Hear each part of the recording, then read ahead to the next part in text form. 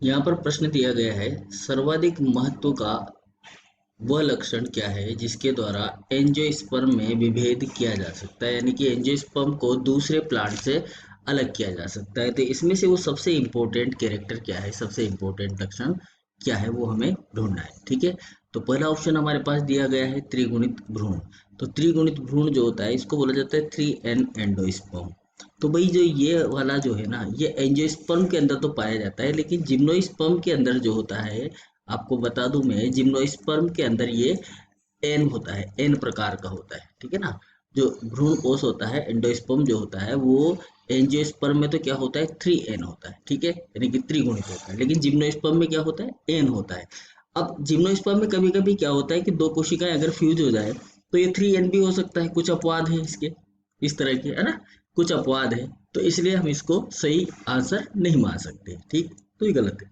दूसरा, जाइलम में वाहिकाओं की उपस्थिति। देखो, जाइलम में वाहिकाओं की उपस्थिति एंजियोस्पर्म का कैरेक्टर है। ठीक है, लेकिन जिम्नोस्पर्म के अंदर और टेरिडोफाइट्स के अंदर भी ये कभी कभी अपवाद स्वरूप जो है ये प्रेजेंट होती है, यानी कि ये भी अपवाद ही है।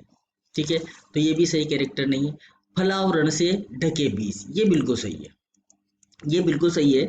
जिम्नोस्पर्म जो होता है, जिम्नोस्पर्म के अंदर, क्योंकि और छोटे प्लांट्स के बारे में हम बात ही नहीं करेंगे, हम बात करेंगे जिम्नोस्पर्म और एंजियोस्पर्म के अंदर।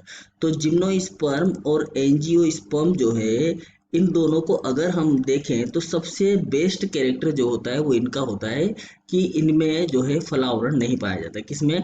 जिम्नोस्पर्म में ये जो फलावरण होता है ये एब्सेंट होता है, ये मान के चलिए आप। ठीक है, यानी कि यहाँ पर जो है ओवेरी एब्सेंट होती है। जिम्नोस्पर्म में जो ओवेरी होती है वो क्या होती है? एब्सेंट होती है।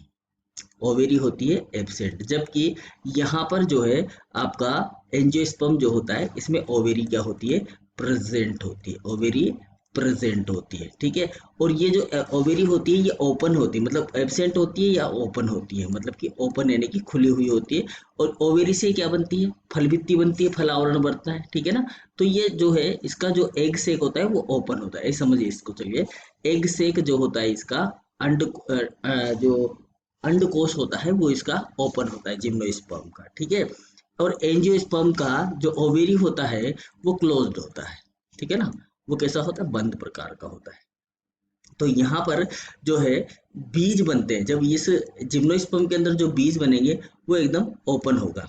ठीक है ना, ओपन होगा, उसके ऊपर किसी प्रकार का कोई फ्रूट आवरण नहीं पाया जाएगा। जबकि एंजियोस्पर्म के अंदर फ्रूट होता है और फ्रूट के अंदर क्या होता है? बीज होता है। इस तरह से बीज पाए जाते हैं। ठीक है, तो ये एक स्पेसिफिक कैरेक्टर है जिसके द्वारा हम बात कर सकते हैं कि एंजियोस्पर्म जो है दूसरे पादपों से अलग होते हैं। नेक्स्ट ऑप्शन है आकर्षक दलपुंज और वाहिकाओं का अभाव। तो बिल्कुल, आकर्षक दलपुंज एंजियोस्पर्म के अंदर पाए जाते हैं, लेकिन वाहिकाएं तो प्रेजेंट होती है, एंजियोस्पर्म में एब्सेंट नहीं होती। तो इसलिए यह आंसर भी क्या हो जाएगा? गलत हो जाएगा। तो सही आंसर कौन सा हो गया हमारा? Answer number 3। Okay, thank you.